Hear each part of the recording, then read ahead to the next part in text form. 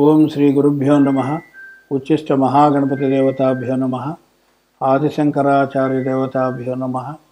KS Krishnamurthy దేవతాభ్యో నమ. KM Subrahmanyam దేవతాభ్యో నమ.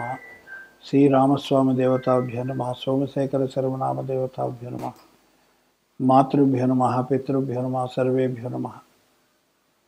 ఇవాళ 12 రాసుల్లో రేపు 17వ తారీఖు గురువు కర్కాటక రాశి ప్రవేశం సందర్భంగా మేషాదిగా మీనం వరకు ఉండే 12 రాశులకి ఏ విధమైన ఫలితాలు ఉండవచ్చు అనేటువంటి ఒక అంచనాన్ని మీ ముందుకు తీసుకొచ్చే ప్రయత్నం చేస్తున్నాం.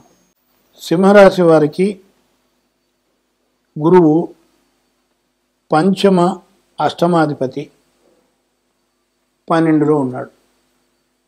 ఇక్కడ ఏమిటంటే ఎవరికైనా ఆరోగ్యం నుంచి బయటపడిన వాళ్ళు కానీ లేదా కొంతమంది ఆహార నియమాలు పాటించకుండా ఎలా పడితే అలాగా ఆహారం తీసుకునేటువంటి వాళ్ళకి కొంచెం తస్మాత్ జాగ్రత్త ఆరోగ్య విషయంగా. కానీ ఆరోగ్యం నుంచి మీకు ఇబ్బంది ఏమి ఉండదు. దానివల్ల ఏదో ప్రమాదం జరుగుతుంది, అష్టమం చెప్పాడు, ద్వాదశం చెప్పాడు, దీని గురించి చింతా నాస్తి. అష్టమం కొంత మీకు మనోవైకల్యాన్ని కలగజేస్తుంది, ఆనందాన్ని తగ్గిస్తుంది, అంటే మీ భీతిని పెంచేటువంటి అవకాశం ఉంటుంది. హాస్పిటల్ చుట్టూతా, డాక్టర్ చుట్టూతా, డిస్పెన్సరీ చుట్టూతా తిరిగేటువంటి అందరూ తిరుగుతారని కాదు. ఇక్కడ ఎవరైతే ఆహార నియమాలు పాటించరో వాళ్ళు మాత్రమే.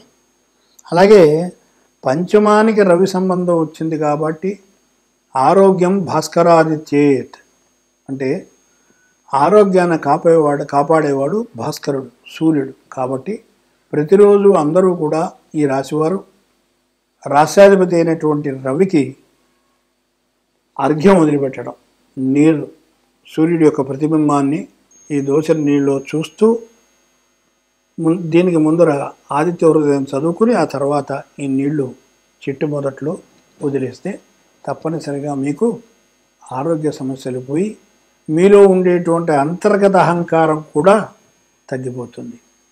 ఇది ఈ సంవత్సరం ఈ రాశి వారికి చెప్పదగినటువంటి విషయం. అంటే కొంతమందికి పిల్లల విషయంలో ఫారిన్ కంట్రీకి వెళ్ళేటువంటి అవకాశం కూడా ఉంటుంది. ఎందుకంటే 5 and 12 వచ్చింది కాబట్టి పిల్లలు మిమ్మల్ని ఫారిన్ కంట్రీ, మా ఊరికి రా చూడు అని ఇలా చెప్పేటువంటి అవకాశం వచ్చి మీరు సంవత్సరం వెళ్ళే అవకాశం ఉంటుంది. ఇది క్లుప్తంగా మనం ఈ రాశి వారికి చెప్పేటువంటి సూచన. మరొక విషయం, ఈ ఛానల్ ద్వారా 12 రాసుల వాళ్ళకి ముఖ్యంగా ఏ రాసుల వాళ్ళు జాగ్రత్తగా ఉండాలి అనేటువంటి విషయాన్ని మరొక్కసారి మనం చర్చించుకుంటే మన ఉభయులకి ఎంతో ఉపయోగదాయకంగా ఉంటాయి. అంటే చెప్పినటువంటి దాని యొక్క సత్ఫలితం మీరు పొందాలనేటువంటి ఉద్దేశంతో దీన్ని మళ్ళా చెప్పడం జరుగుతుంది.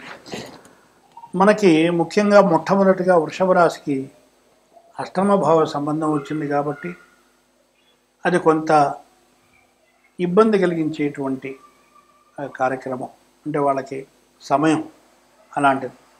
ఎప్పుడూ నా మాస్టర్ అంటే కాదండి, మీకు ఇంచుమించు డిసెంబర్ దాకా ఈ ఇబ్బంది ఉండేటువంటి అవకాశం ఉంటుంది. కాబట్టి అప్పటి వరకు కూడా మీరు శనికి దానం ఇవ్వడం, నువ్వులు అలాగే శనగలు గురువుకు దానం ఇవ్వడం మీకు చేసినట్టయితే ఈ దోషం నుంచి చాలా వరకు మీకు నివృత్తి లభిస్తుంది.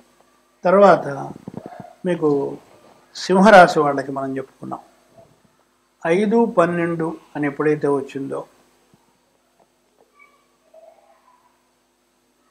ఇది కొంచెం కష్టకాలం వీరికి అని చెప్పినా మీరు ముఖ్యంగా సింహరాశి వాళ్ళు ఆదిత్య హృదయం ఖడ్గమాలా స్తోత్రం చేస్తూ కుజుడికి రవికి గోధుమలు తర్వాత కందులు దానం ఇస్తే కొంత ఉపశమనం జరుగుతుంది అనేటువంటి భావన మీకు తెలియజేస్తుంది. అలాగనే తదుపరి రాశి ధనుర్రాశి. 1-4 అధిపతి అయినటువంటి గురువు అష్టమంలో ఉండడం అనేటువంటిది కొంచెం ఇబ్బందికరమైనప్పటికీ కొంతమందికి, అందరికీ ఉంటుందని చెప్పను నేను. ఈ అష్టమం అనేటువంటిది కొంతమందికి ఉంటే, చతుర్థం అష్టమం కాబట్టి కొంత విద్యలో ఏదన్నా ఇబ్బందులు ఏర్పడేటువంటి అవకాశం ఉంటుంది. కాబట్టి ముందరగానే మనం జాగ్రత్త పడి దానికి తగినటువంటి చర్యలు మనం తీసుకున్నట్టయితే మనం మంచి ప్రగతిని పొందేటువంటి అవకాశం ఉంటుంది. కాబట్టి అష్టమాన్ని మనం అలా అనుకోవడానికి లేదు. అష్టమం అనేటువంటిది సడన్ అన్ఎక్స్పెక్టెడ్ మనీ కూడా అష్టమం. అంటే అకస్మాత్ ధనం అనేటువంటిది మనకి చెప్పదగినటువంటి విషయం. ఇంకొక విషయం ఏమిటంటే మకర రాశి వాళ్ళకి కూడా 3-12 అంటే ఎక్కువ తిరుగుతూ ఉండడం, అంటే వాడు చెప్తారు త్రిపాది అని చెప్పి అంటూ ఉంటామే, అలాంటివి ఎక్కువ జరుగుతూ ఉంటాయి. ముఖ్యంగా వ్యాపారస్తులకు ఎక్కువగా ఈ పాపం ఈ సంవత్సరం ఎక్కువగా ఉంటుంది తిరగడం, మామూలు తిరగడం కంటే కూడా. కాబట్టి వీళ్ళు ప్లానింగ్ ఎక్కువ చేసుకుని మొత్తం అన్నిసార్లు వెళ్ళే కంటే తక్కువ సార్లు ఎక్కువ మనం వాటి నుంచి లాభం పొందేటువంటి అవకాశం ఎలా ఉంటుంది అనేటువంటి ప్లానింగ్ మనం వేసుకున్నట్టయితే మీకు అన్ని విధాల మీకు ఉపయోగదాయకంగా ఉంటుందని నేను చెప్తున్నాను. అష్టమం 12వ భావం వచ్చింది కాబట్టి 12వ భావం అంటేనేమో హాస్పిటలైజేషను ఇలాంటివి ఉండవండి. కొంతమంది ఏదైనా తప్పిదాలు చేసి వాళ్ళు ఇబ్బందిలో పడి జైలు పాలు అవ్వడం లేదా పోలీస్ స్టేషన్లో పెట్టడం ఉంటే వాళ్ళందరూ రిలీజ్ అయిపోతారు. వాళ్ళందరికీ బెయిల్ రావడం, రిలీజ్ అవ్వడం, ఒక్కొక్కటి కార్యక్రమాలు స్టార్ట్ అవుతాయి. తర్వాత రీఇన్స్టేట్ అనేటువంటిది కూడా నెక్స్ట్ ఇయర్ కల్లా అయిపోతుంది, ఎవరైతే ఉద్యోగం పోగొట్టుకున్నారో వాళ్ళు కూడా.